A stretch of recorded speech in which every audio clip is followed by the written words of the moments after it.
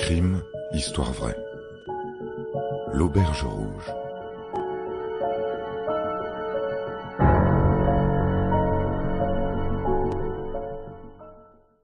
Au début du XIXe siècle, à une époque où les routes goudronnées n'ont pas encore été tracées et éclairées, où les stations-service sont de l'ordre de la science-fiction, rares sont les voyageurs à braver la nuit noire.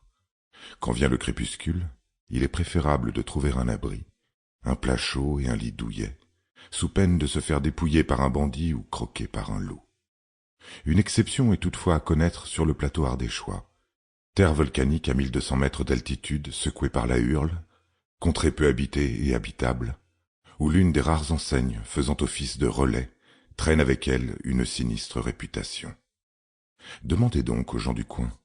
Ils vous raconteront quelques histoires, à vous faire dresser les poils sur votre nuque, et répéteront 100 fois qu'il vaut mieux dormir avec une meute de loups ou de brigands, plutôt que dans l'une de ces chambres.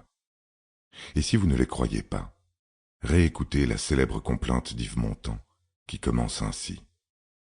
À Père-Hébeil, sur une route isolée, ils établirent leur commerce. L'auberge est sur le grand chemin, où ils égorgeaient les humains.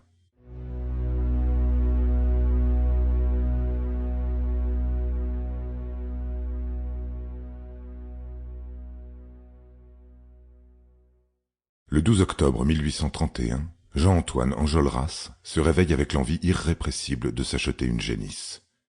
Il quitte en milieu de matinée sa ferme, à Saint-Paul de Tartas, en Haute-Loire, et se met en route pour Saint-Cirq en montagne, à l'autre extrémité du plateau ardéchois.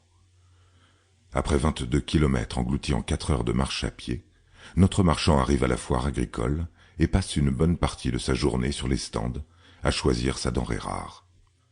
Une fois le bonheur trouvé, une jeune vache à l'œil vif qui pèse ses 500 kilos, il repart en sa compagnie. Mais le trajet en sens inverse se révèle plus laborieux que prévu. La génisse est une sacrée tête de lard, s'arrête tous les 30 mètres pour brouter un brin d'herbe avant de ruminer, en regardant à moitié éveillé les charrettes passer. À force de traîner, le jour finit par tomber et Jean-Antoine Enjolras, qui est encore bien loin de sa ferme, n'en mène pas large. En plein milieu du plateau, sous les bourrasques d'un vent glacial, il ne croise pas âme qui vive dans les environs. Il n'est pourtant pas prudent pour un marchand de se promener seul sur les sentiers, et ce aussi bien à l'aller qu'au retour.